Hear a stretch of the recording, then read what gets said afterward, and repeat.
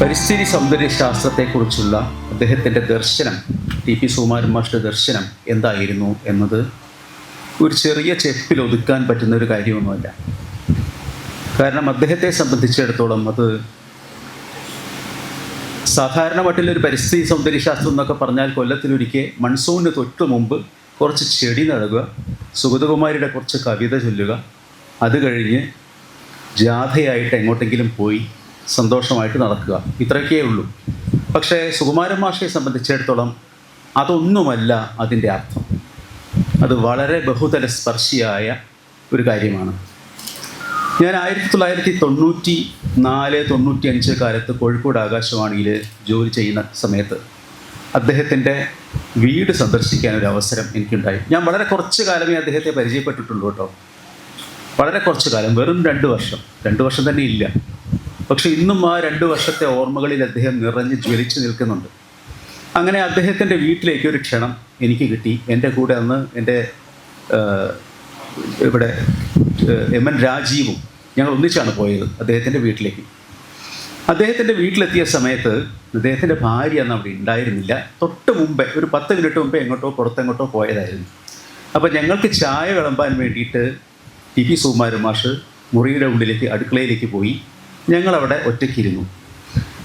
അപ്പം ഞാൻ കാണുന്നത് മാഷുടെ സ്വീകരണ മുറിയുടെ ഭിത്തിയിലൊക്കെ നിറയെ ഓരോ തരം ചിത്രങ്ങൾ, പ്രത്യേകിച്ച് എന്താ പറയുക, ഈ ബോർഡിലൊക്കെ ചെയ്തു വെച്ച ചിത്രങ്ങൾ അവിടെ തൂക്കിയിട്ടിട്ടുണ്ട്.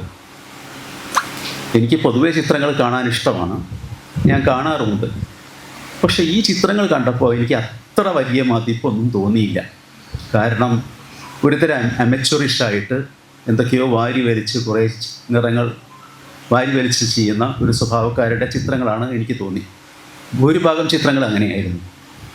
അങ്ങനെ ഇങ്ങനെ മൊത്തം ഇങ്ങനെ നോക്കി വന്ന സമയത്ത് ഞാനിങ്ങനെ മനസ്സിൽ വിചാരിച്ചു, എന്തിനാ ഇത്ര മോശം ചിത്രങ്ങൾ ഇങ്ങനെ മാസ്റ്റർ ചുമര് വൃത്തികേടാക്കുന്നത്? ചില ചിത്രങ്ങൾ ഒപ്പിക്കാം, പക്ഷെ ചിലത് തീരെ ഗുണമില്ല. അങ്ങനെ ഞങ്ങൾ മൊത്തം നോക്കി വന്ന സമയത്ത് ഒരു ചിത്രം അതിൽ മാറി നിൽക്കുന്നു. ഒരു 8-9 ഇഞ്ച് നീളവും ഒരു 6 ഇഞ്ച് വീതിയുമുള്ള ഒരു കൊച്ചു ചിത്രം. അത് ടാഗോറിൻ്റെ ഒരു പോർട്രേറ്റാണ്. അത് അത്യന്താധുനികമോ അല്ലെങ്കിൽ ആധുനികോത്തരമോ ഒന്നുമല്ല, വളരെ യാഥാസ്ഥിതികമായിട്ടുള്ള പഴയ രീതിയിൽ വരച്ച ഒരു ചിത്രം, ഒരു പോർട്രേറ്റ്. ഈ ബേൺഡ് സിയന അല്ലെങ്കിൽ എന്താ പറയുക, യെല്ലോ ഓക്കർ, അങ്ങനത്തെ കുറച്ച് നിറങ്ങൾ മാത്രം ഉപയോഗിച്ച്, വെളുപ്പ്, അങ്ങനെ കുറച്ച് നിറങ്ങൾ മാത്രം ഉപയോഗിച്ച് വരച്ച ഒരു ഭംഗിയുള്ള ചിത്രം. അതിൻ്റെ ലൈറ്റും ഷെയ്ഡും ഒക്കെ വളരെ ഭംഗിയായിട്ട് അതിൽ വിന്യസിച്ചിട്ടുണ്ട്. അത് മാത്രം എനിക്ക് ഇഷ്ടപ്പെട്ടു. കുറച്ച് കഴിഞ്ഞ് മാഷ് ചായയും കൊണ്ടുവന്നു. ഞാനും രാജീവും കൂടി ആ ചായ കുടിച്ചു. അപ്പോൾ ഞങ്ങളുടെ സംഭാഷണം പിന്നെ സംഗീതത്തെക്കുറിച്ചായി. അപ്പോൾ രാജീവിനൊരു നിർബന്ധം, മാഷിൻ്റെ മൃദംഗം ഒന്ന് കേൾക്കണം. അപ്പോൾ മാഷ് മൃദംഗം വായിക്കുമെന്ന ഒരു അറിവും എനിക്കുണ്ടായിരുന്നു. ഞാൻ അദ്ദേഹത്തെ ജീവിതത്തിൽ ആദ്യമായിട്ടാണ് പരിചയപ്പെടുന്നത്, അഥവാ പരിചയപ്പെട്ടിട്ടേ ഇല്ല. അത്രയും പുതിയ ആളാണ് എന്നെ സംബന്ധിച്ചിടത്തോളം. അദ്ദേഹം വളരെ ഗംഭീരമായിട്ട് അദ്ദേഹം ഒരു 1/2 മണിക്കൂർ നേരം ഞങ്ങളുടെ മുമ്പിൽ വെച്ച് അദ്ദേഹം മൃദംഗം വായിച്ചു. ഈ മൃദംഗം വായനയുടെ ക്വാളിറ്റിയെക്കുറിച്ച് അന്ന് രാജീവ് തന്നെ എന്നോട് പറഞ്ഞു, നല്ല മൃദംഗം വായനയാണ് അദ്ദേഹത്തിൻ്റെ. ഒരേ ഒരു പ്രശ്നമേ ഉള്ളൂ, പ്രാക്ടീസ് കുറവ് നല്ലോണമുണ്ട്. കൃത്യമായിട്ട് പ്രാക്ടീസ് ചെയ്യുകയാണെങ്കിൽ ഇതിനേക്കാളും എത്രയോ മുകളിലെത്താം. പക്ഷേ പഠിച്ചിടത്തോളം ശരിയായ വഴിയിലാണ് അത് പഠിച്ചിട്ടുള്ളത്. അപ്പോൾ രാജീവാണെന്ന് പറഞ്ഞതെങ്കിൽ പിന്നെ എനിക്കതിൽ വേറെ ചോദ്യമൊന്നും വേണ്ട, അത് ശരി തന്നെയാണ്, എനിക്ക് അത്ര ഉറപ്പുണ്ട്. അത് മാഷോട് തന്നെയാണ് അദ്ദേഹം പറയുന്നത്. അതിനുശേഷം ടി.പി. സുകുമാരൻ മാഷ് സംസാരം നാടകത്തെക്കുറിച്ച്, പ്രത്യേകിച്ച് ആയഞ്ചേരി വല്യശ്വാൻ എന്ന നാടകത്തെക്കുറിച്ച്, വെള്ളരി നാടകത്തെക്കുറിച്ച്, അത് കഴിഞ്ഞ് പരിസ്ഥിതി സൗന്ദര്യശാസ്ത്രത്തെക്കുറിച്ച്, സെമിയോട്ടിക്സിനെ കുറിച്ച്, ഇതൊക്കെ എനിക്കും കൂടി താല്പര്യമുള്ള വിഷയമായതുകൊണ്ട് ഞാനിങ്ങനെ വായിപ്പൊളിച്ചതൊക്കെ കേൾക്കുന്നുണ്ട്. സരസവുമായിട്ട് എത്ര വിഷയമെന്ന് പറയാൻ പറ്റില്ല, അത്രയേറെ. സിനിമയെക്കുറിച്ച്, തെറിയെക്കുറിച്ച്, അതുപോലെ ഗ്രാഫിറ്റി, നമ്മുടെ ചുമരെഴുത്ത് എന്നൊക്കെ പറയില്ലേ, അതിനെക്കുറിച്ച്, അങ്ങനെ നിരവധി വിഷയങ്ങളെക്കുറിച്ച് അദ്ദേഹം കേസരി ബാലകൃഷ്ണപിള്ളയുടെ പ്രബന്ധത്തെക്കുറിച്ച് കൂടി അന്ന് അദ്ദേഹം സംസാരിച്ചു. അത് കഴിഞ്ഞ് ഞങ്ങൾ പുറത്തിറങ്ങുന്ന സമയത്ത് മാഷോട് ഞാൻ രഹസ്യമായിട്ട് ചോദിച്ചു, അല്ല മാഷേ, ഇതൊക്കെ ശരി, എന്തിനാ ഈ ചുമരിങ്ങനെ വൃത്തികേടാക്കി വെക്കുന്നത്? ആ ചിത്രങ്ങൾ മിക്കവാറും ഒരു ക്വാളിറ്റി ഇല്ല എന്നാണ് എനിക്ക് തോന്നിയത്, ആ ടാഗോറിൻ്റെ ചിത്രം ഒഴികെ. അത് ക്വാളിറ്റി ഇല്ലാത്തതിൻ്റെ കുഴപ്പമെന്ന് വെച്ചാൽ എനിക്ക് കിട്ടിയ സമ്മാനങ്ങളാണ്. കൊച്ചു പിള്ളേർ എനിക്ക് ഓരോ സമ്മാനമായിട്ട് ഓരോ ചിത്രം തരും. അവരെ സന്തോഷിപ്പിക്കാൻ വേണ്ടി ഞാനത് ചുമരിൽ തൂക്കും. പിന്നെ ഈ മൊത്തം സ്പേസ് അവരുടേതായി. ഓരോരുത്തർ പുതുതായിട്ട് വരുമ്പോൾ ഒരു ചിത്രം ഞാൻ അഴിച്ചു മാറ്റും, പുതിയത് അവിടെ വയ്ക്കും. പിന്നെ അത് നാട്ടുകാർക്ക് മുഴുവൻ അതൊരു ആചാരമാണ്. മാഷ്ക്കൊരു ചിത്രം കൊടുക്കണം, അപ്പോൾ അത് അവിടെ നിർമാല്യം പോലെ അത് ദിവസേന തൂക്കുക എന്നുള്ളതാണ് മാഷ്ടെ ഒരു കർത്തവ്യം.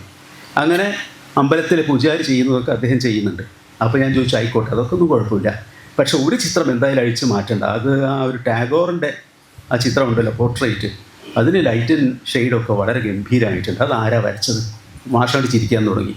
ഞാൻ പറഞ്ഞു, എന്തിനാ മാഷ ചിരിക്കുന്നത്? അല്ല, അത് ഞാൻ വരച്ചതാ. അപ്പോഴാണ് മനസ്സിലാവുന്നത് അദ്ദേഹം മൃദംഗത്തിൽ എത്ര എക്സ്പേർട്ടാണോ ഒരു പക്ഷേ അതിനേക്കാൾ എക്സ്പേർട്ടാണ് അദ്ദേഹം ചിത്രം വരയിൽ. അദ്ദേഹത്തിൻ്റെ ഗവേഷണ പ്രബന്ധമായ ഈ എന്താ പറയുക കേസരിയെക്കുറിച്ചുള്ള പ്രബന്ധം ഞാൻ പിന്നീട് വായിച്ചു. അതും അതെ, വളരെ ആഴം കൂടിയ അങ്ങേയറ്റം ആഴത്തിലേക്ക് ചെല്ലുന്ന ഒരു പ്രബന്ധമാണത്. കേസരിയെക്കുറിച്ച് ഇങ്ങനെ എഴുതണമെന്നുണ്ടെങ്കിൽ ഒരു പക്ഷേ കേസരിക്ക് മാത്രമേ പറ്റുള്ളൂ, അത്ര ആഴത്തിലേക്ക് അത് പോയിട്ടുണ്ട്. അപ്പോൾ ഇതാണ് മാഷ്ടെ ഒരു ആലോചനയുടെ രീതി. നിരവധി വിഷയങ്ങളുടെ ഒരു ഇക്കോ സിസ്റ്റമാണ് അദ്ദേഹത്തിൻ്റെ മനസ്സ്. നിരവധി കാര്യങ്ങൾ അദ്ദേഹത്തിനെ പരസ്പരം യോജിപ്പിച്ച് he has made it in eco system connecting various points. അതാണ് അദ്ദേഹത്തിൻ്റെ ഏറ്റവും വലിയ പ്രത്യേകത. ഞാൻ 2 വർഷമേ കണ്ണൂർ ആകാശവാണിയിൽ ഉണ്ടായിരുന്നുള്ളൂ. അതിനുശേഷം ഞാൻ തൃശ്ശൂർക്ക് ട്രാൻസ്ഫറായിട്ട് പോയി. 96 ഞാനിങ്ങനെ വീട്ടിൽ വെച്ച് പ്ലാൻ ചെയ്യുമായിരുന്നു. തൃശ്ശൂരുകാർക്ക് ടി.പി. സുകുമാരൻ മാഷയെക്കുറിച്ച് യാതൊരു അറിവുമില്ല. അപ്പോൾ അടുത്ത് തന്നെ ടി.പി. സുകുമാരൻ മാഷയെ തൃശ്ശൂർക്ക് വിളിച്ച് ആകാശവാണിയുടെ ഒരു വേദി, നല്ലൊരു പ്രോഗ്രാം അദ്ദേഹത്തിൻ്റെതായിട്ട് കൊടുക്കണം, എന്തുകൊണ്ടും കേരളം മുഴുവൻ അറിയപ്പെടേണ്ടുന്ന വ്യക്തിയാണ് അദ്ദേഹം എന്ന് ഞാൻ വീട്ടിൽ ടെലിവിഷൻ്റെ മുമ്പിൽ ഇരുന്ന് ഇങ്ങനെ ആലോചിക്കുകയാണ്. അപ്പോൾ ടെലിവിഷനിൽ സ്ക്രോൾ ചെയ്ത് കാണുന്നു ടി.പി. സുകുമാരൻ മാഷ അന്തരിച്ചു. ഞാൻ എന്താ പറയുക, അന്ന് ഞാൻ അനുഭവിച്ച ഷോക്ക് ഇന്നും അനുഭവിച്ചിട്ടുണ്ട്. ഇപ്പോഴും എൻ്റെ മനസ്സിലതുണ്ട്. പിന്നീട് അദ്ദേഹത്തെ കാണാനും പറ്റിയില്ല, കേരളത്തിന് അദ്ദേഹത്തെ കാണാൻ പറ്റിയില്ല, അവിടെ അവസാനിച്ചു. അപ്പോൾ അതാണ് ടി.പി. സുകുമാരൻ മാഷിൻ്റെ ഒരു ഹ്രസ്വം എന്ന് വേണമെങ്കിൽ പറയാവുന്ന, പക്ഷേ ഇത്രയും സാരവത്തായ ഒരു ജീവിതം. ആ ചെറിയ ജീവിതത്തിൻ്റെ ഉള്ളിൽ അദ്ദേഹം നേടിയെടുത്ത ഭിന്നമായ അറിവുകളുടെ പാരസ്പര്യത്തെയാണ് ഞാൻ ആദ്യത്തെ അദ്ദേഹത്തിൻ്റെ ഇക്കോസിസ്റ്റം എന്ന് ഞാൻ പറയാം. ഇനി അദ്ദേഹത്തിൻ്റെ പരിസ്ഥിതി ദർശനം എന്താണ് എന്ന് ചോദിച്ചാൽ, അദ്ദേഹം പരിസ്ഥിതിയെക്കുറിച്ച് അപ്രോച്ച് ചെയ്യുന്നത്, പരിസ്ഥിതി സൗന്ദര്യശാസ്ത്രത്തെക്കുറിച്ച് അപ്രോച്ച് ചെയ്യുന്നത് ഏതാനും ചില കവിതകളെക്കുറിച്ചുള്ള ചരിത്രം പറയുകയോ അല്ലെങ്കിൽ എത്ര വരികളിൽ എത്ര മാവുണ്ട് പ്ലാവുണ്ടെന്ന് എണ്ണി നോക്കുകയോ ഒന്നുമല്ല. 1950 തൊട്ടിട്ട് 75 വരെ മലയാള സാഹിത്യത്തിൽ എത്ര പ്ലാവും മാവും ഉണ്ട്, എത്ര എണ്ണം വെട്ടിപ്പോയി എന്ന് നോക്കി ഇങ്ങനെ മാർക്കിടുന്ന ഒരുതരം ഗവേഷണ ബുദ്ധികൾ ഉണ്ട്. അതല്ല മാഷ്ടെ രീതി. മാഷ് ഇവിടെ ചെയ്യുന്നത് ഈ ഇക്കോളജിയുടെ, അദ്ദേഹത്തിൻ്റെ മനസ്സിലുള്ള ഇക്കോളജിയുടെ ആദ്യത്തെ 2 ആചാര്യന്മാരെ കണ്ടുപിടിക്കലാണ്. അതൊന്ന് റൂസോയും രണ്ടാമത്തെ ആൾ തോറോയുമാണ്. റൂസോ എന്ന് പറയുന്നത് ഫ്രഞ്ച് ജനാധിപത്യ റൊമാൻറ്റിക് ചിന്തകനായ റൂസോ, തോറോ എന്ന് പറയുന്നത് അമേരിക്കൻ റൊമാൻറ്റിക് ചിന്തകനും ജനാധിപത്യവാദിയുമായ തോറോ. വാൾഡൻ എന്ന പ്രസിദ്ധമായ പുസ്തകത്തിലാണ് തോറോ തൻ്റെ ചിന്തകൾ മുഴുവൻ അവതരിപ്പിച്ചത്. പിന്നെ ഒരാളുള്ളത് മഹാത്മാഗാന്ധിയാണ്. ഈ മഹാത്മാഗാന്ധിയും തോറോയും തമ്മിലുള്ള ബന്ധം നമുക്കറിയാം.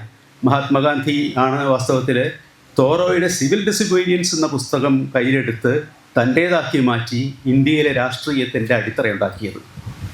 അപ്പോൾ അവർ തമ്മിലൊരു ട്രയാങ്കുലർ ബന്ധം കൂടിയുണ്ട് വാസ്തവത്തിൽ, തോറോയും ഗാന്ധിയും ഒക്കെ തമ്മിൽ. അതിൻ്റെ ഏറ്റവും അവസാനത്തെ കണ്ണിയായി ഞാൻ സുകുമാരൻ മാഷയാണ് കാണുന്നത്. അങ്ങനെ അദ്ദേഹത്തിൻ്റെ ചിന്തകൾക്ക് ആദ്യം അദ്ദേഹം ചെയ്യുന്നത് തൻ്റെ ചിന്തകളുടെ ആദ്യത്തെ 3 ആചാര്യന്മാരെ കണ്ടെത്തുന്നു. അദ്ദേഹം പറയുന്നു, റൂസോയുടെ പ്രധാനപ്പെട്ട ഒരു കോൺട്രിബ്യൂഷൻ എന്ന് പറയുന്നത് കാട്ടാളനെ സങ്കല്പിച്ചെടുക്കുന്നു എന്നാണ്. കാട്ടാളൻ്റെ കാലത്തെ, കാട്ടാളൻ എന്ന വ്യക്തിത്വത്തെ. എന്താണ് അതിന് പ്രത്യേകത? വ്യക്തിത്വമില്ല ആ കാട്ടാളന് എന്നാണ്. വ്യക്തിത്വമില്ല എന്ന് പറഞ്ഞാൽ എന്തോ ദോഷമായിട്ട് തോന്നും. അങ്ങനെയല്ല. വ്യക്തി, ഞാൻ എന്ന് പറയുന്ന ഒരുതരം താൻപോരിമ, അല്ലെങ്കിൽ ഞാൻ മാത്രമേ ഉള്ളൂ എന്ന് പറഞ്ഞ ഒരുതരം പേഴ്സണലായിട്ടൊരു കാര്യം അദ്ദേഹത്തിനില്ല. ഒരു പ്രപഞ്ചം മുഴുവൻ പരന്നു കിടക്കുന്ന ഒരു ഞാനാണത്. ഇപ്പോൾ നമ്മൾ എന്താ പറയുക, എൻ്റെ ബാങ്ക് ബാലൻസ് കുറച്ച് കുറഞ്ഞാൽ എനിക്ക് ദുഃഖം വരും, തൊട്ടപ്പുറത്തുള്ള ആളുടെ ബാങ്ക് ബാലൻസ് കുറഞ്ഞാലും ദുഃഖം വരും, ദുഃഖം വരില്ല, പക്ഷെ കൂടിയ ദുഃഖം വരും.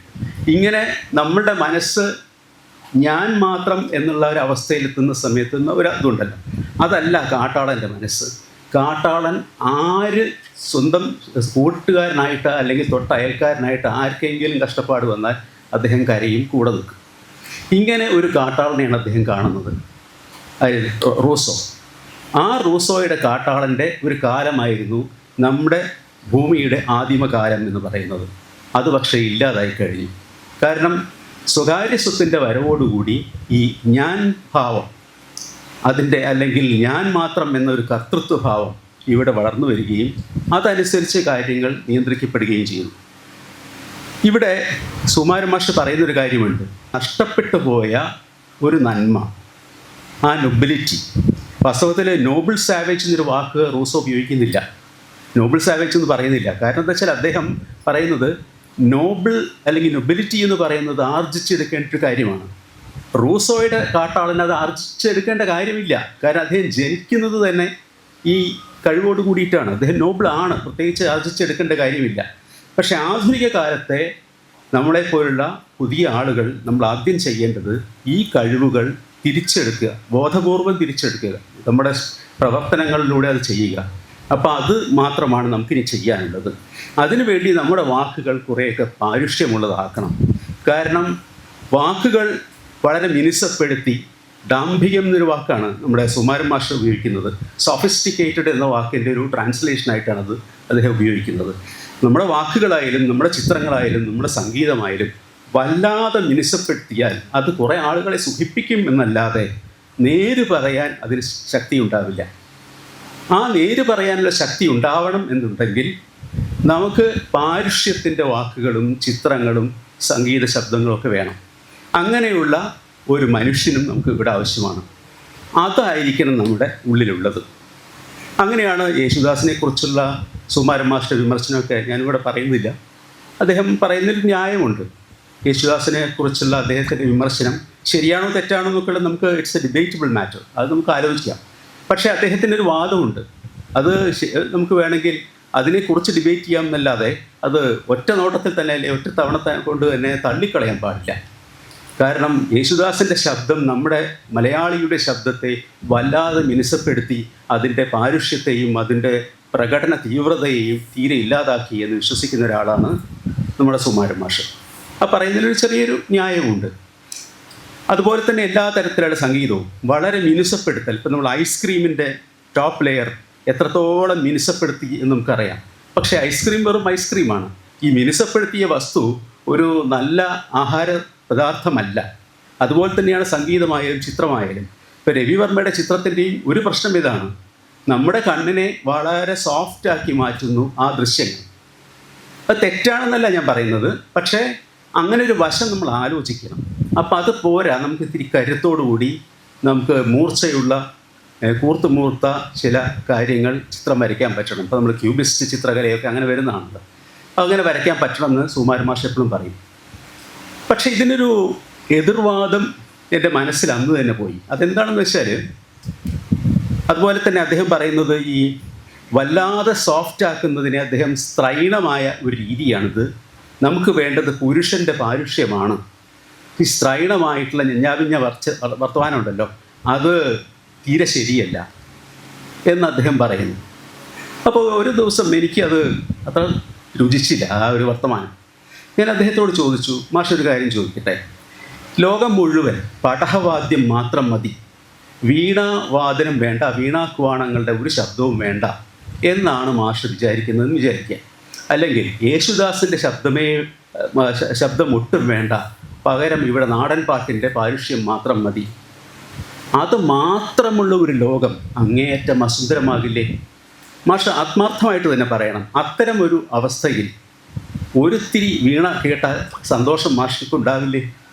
ഇല്ല എന്ന് പറയാൻ പറ്റുമോ? നെഞ്ഞത്ത് കൈവച്ചിട്ട് പറയാൻ പറ്റുമോ മാഷ്ക്ക് ആ സമയത്ത് എനിക്ക് വീണ ഇഷ്ടപ്പെടില്ല എന്ന്? അപ്പോൾ അദ്ദേഹത്തിൻ്റെ ഉത്തരമാണ് എനിക്ക് ഇഷ്ടപ്പെട്ടത്. ഈ ചോദ്യം ഞാൻ ആലോചിച്ചുണ്ടാക്കിയ ചോദ്യമാണ്.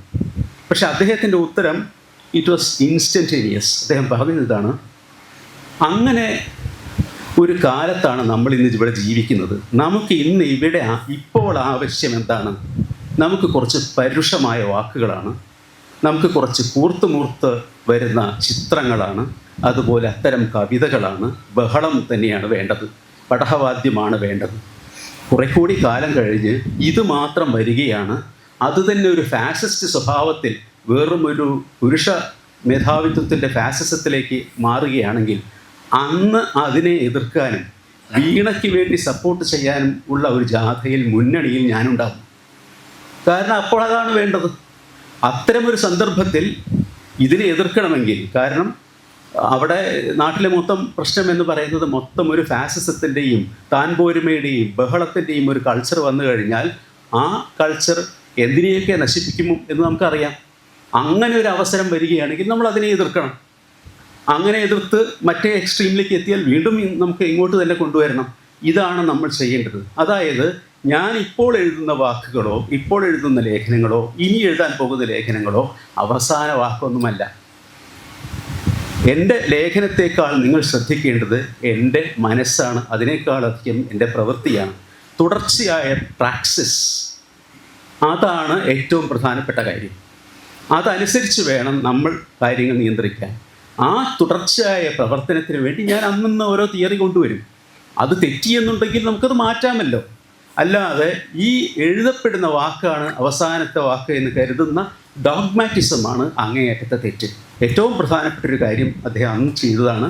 എന്താണ് ഇങ്ങനെ പറയുന്നത്? പാരിസ്ഥിതിക സൗന്ദര്യശാസ്ത്രം എന്ന ജനാധിപത്യ ചിന്തയെ, റൊമാൻറ്റിക് ചിന്തയെ മാർക്സിസവുമായി കൂട്ടിക്കെട്ടാൻ അദ്ദേഹത്തിന് പറ്റി. ഇത് ജനാധിപത്യവാദികൾക്കും സാധിച്ചിട്ടില്ല, ഗാന്ധിയന്മാർക്കും സാധിച്ചിട്ടില്ല, മാർക്സിസ്റ്റുകൾക്കും സാധിച്ചിട്ടില്ല. ഇത് ചെയ്തു കഴിഞ്ഞാൽ അയ്യോ അത് ഗാന്ധിസവും റൊമാൻറ്റിസിസവുമാണ്, ഞങ്ങൾക്ക് പ്രശ്നമാണ് മാർക്സിസ്റ്റുകാരും പറയും. മാർക്സിസ്റ്റുകാരത് ആക്സെപ്റ്റ് ചെയ്ത് കഴിഞ്ഞാൽ അത് ഇപ്പുറത്തും തെറ്റാണെന്ന് പറയും. ഇങ്ങനെ ഒരു പരസ്പരം ഭയക്കുന്ന ഒരു സാമൂഹിക അന്തരീക്ഷത്തിലാണ് നമ്മൾ ജീവിക്കുന്നത്. പക്ഷെ അങ്ങനെ ആയിരുന്നില്ല മാഷ്ടെ മനസ്സിൽ ജീവിച്ചത്. നമ്മൾ എന്താണോ നമ്മുടെ മനസ്സിൽ തോന്നിയത് അത് പറയണം, അത് തുറന്നങ്ങ് പറയണം. അപ്പോൾ വേറൊരാൾക്ക് എതിർക്കാൻ തോന്നും, എതിർക്കട്ടെ. അങ്ങനെയുള്ള പരസ്പരമുള്ള എതിർപ്പുകളിലൂടെ, സംവാദങ്ങളിലൂടെ നമുക്ക് മുന്നോട്ട് പോകാം. അവസാന വാക്കാണ് എൻ്റെ എഴുത്ത് എന്ന് വെച്ച് ഞാൻ കസേരയിൽ ചാരിയിരിക്കാൻ പോകുന്നില്ല. അപ്പോൾ ഇപ്പോൾ ഈ പുസ്തകം ഉണ്ടല്ലോ, പരിസ്ഥിതി, ഇത് അദ്ദേഹം എനിക്ക് തന്നതാണ്. അദ്ദേഹം ഓട്ടോഗ്രാഫും വെച്ച് എനിക്ക് തന്നതാണ്. അപ്പോൾ എനിക്ക് അതിൻ്റെ ഏറ്റവും പ്രധാനപ്പെട്ടൊരു കാര്യം എന്താണെന്ന് വെച്ചാൽ, ഭാവിയിൽ ഏതെങ്കിലും ഭാവിയിൽ ഒരു വിവരമുള്ള ഒരു ഗവേഷകൻ ഈ മാഷ്ടെ ഈ കൃതി മാത്രം വായിച്ച്, കാരണം അന്ന് മാഷെ കാണാനോ മാഷുമായിട്ട് സംസാരിക്കാനോ അവസരം ഉണ്ടാവില്ലല്ലോ, എഴുത്തിലാണ് മാഷ്ടെ ആധികാരികത എന്ന് മനസ്സിൽ കണ്ടുകൊണ്ട് മാഷെക്കുറിച്ച് എഴുതുകയാണെന്ന് വിചാരിക്കുക. മാഷ് ഇറ്റാലിയൻ ഫ്യൂച്ചറിസ്റ്റ് കവികളെക്കുറിച്ച് പറയുന്നുണ്ട്. അവരുടെ ആ ഒരു പാരുഷ്യമാണ് നമുക്കിന്ന് വേണ്ടത് എന്ന്, ഇറ്റാലിയൻ ഫ്യൂച്ചറിസ്റ്റുകളുടെ. ഇപ്പോൾ ഉദാഹരണത്തിന് ജിയോവനി പപ്പീനി, അങ്ങനെ ഒരുപാട് കവികൾ, ഫിലിപ്പിനോ ടൊമാസിയോ. അത് ചെയ്യാത്ത പക്ഷം അദ്ദേഹത്തെക്കുറിച്ച് ഗവേഷണം നടത്തരുത് എന്നാണ് ഞാൻ മനസ്സിലാക്കുന്നത്. ഈ പുസ്തകം വാസ്തവത്തിൽ അത്ര നന്നായി എഴുതിയ ഒരു പുസ്തകമല്ല. അതുകൊണ്ട് കൂടിയാണ് വേണ്ടത്ര ഗവേഷണ പ്രബന്ധകാരന്മാർ ഇതിൻ്റെ ഉള്ളിലേക്ക് കടക്കാത്തത്. ഭാഗ്യം. അത് എളുപ്പത്തിൽ മനസ്സിലാവാതെ പോയി എന്നുള്ളത് നമ്മുടെയൊക്കെ ഭാഗ്യമാണ്. മനസ്സിലായിരുന്നെങ്കിൽ ഈ പുസ്തകത്തിലെ ഫാസിസ്റ്റ് എലിമെൻറ്റ് എന്ന് പറഞ്ഞ് പുറത്ത് വരുമായിരുന്നു, എളുപ്പത്തിൽ ചെയ്യാൻ പറ്റും. പക്ഷെ അതിനുള്ള ഉത്തരം ഞാൻ നിങ്ങളോട് പറയുന്നത്, ഇത് കൃത്യമായി വായിച്ച് അതിൻ്റെ മറുപടി അവർക്ക് ഇപ്പോൾ തന്നെ എഴുതി വയ്ക്കണം എന്നുള്ളതുകൊണ്ടാണ്. വളരെ എളുപ്പമാണ്. ഒരു നല്ലൊരു പണ്ഡിതനെ സംബന്ധിച്ചിടത്തോളം അദ്ദേഹത്തെ നമുക്ക് ചെയ്യാവുന്ന ഏറ്റവും വലിയ തേജോവധം എന്ന് പറയുന്നത് അദ്ദേഹം മരിച്ച ശേഷം അദ്ദേഹത്തെ ചീത്ത പറയലാണ്. അദ്ദേഹം ഫാസിസ്റ്റ് അല്ല എന്ന് തെളിയിക്കാൻ വളരെ ബുദ്ധിമുട്ടാണ്. ആണ് എന്ന് തെളിയിക്കാൻ ഈ പുസ്തകം മതി. പക്ഷേ അതല്ല അദ്ദേഹം. കാരണം ഈ പുസ്തകത്തിലല്ല അദ്ദേഹത്തിൻ്റെ ദർശനത്തിൻ്റെ കാതലുള്ളത്. അദ്ദേഹത്തിൻ്റെ മനസ്സിലാണ്, അതിലേറെ അദ്ദേഹത്തിൻ്റെ പ്രവൃത്തിയിലാണ്. അപ്പോൾ ആ മട്ടിൽ അദ്ദേഹത്തിൻ്റെ പാരിസ്ഥിതിക സൗന്ദര്യശാസ്ത്രം നമ്മൾ വിലയിരുത്തേണ്ടതുണ്ട്. അത് വെറും ഒരു ചെടിയെക്കുറിച്ചോ മരത്തെക്കുറിച്ചോ ഉള്ള പരിദേവനങ്ങളല്ല. അതിനും അപ്പുറം ലോകത്തിലുള്ള വിവിധ ജീവികളെക്കുറിച്ചും മനുഷ്യൻ്റെ എനർജി കൺസംഷനെക്കുറിച്ചും ഒക്കെയുള്ള വ്യാകുലതയുടെ മാനസികമായ പ്രവർത്തനത്തിൻ്റെ ഒരു അവസാനത്തെ നമുക്ക് കിട്ടാവുന്ന ഏറ്റവും നല്ല ഒരു ഡോക്യുമെൻ്റായിട്ടാണ് ഞാനിതിനെ കാണുന്നത്. ഇത്രയും പറഞ്ഞുകൊണ്ട് ഞാൻ എൻ്റെ വാക്കുകൾ അവസാനിപ്പിക്കുന്നു. നമസ്കാരം.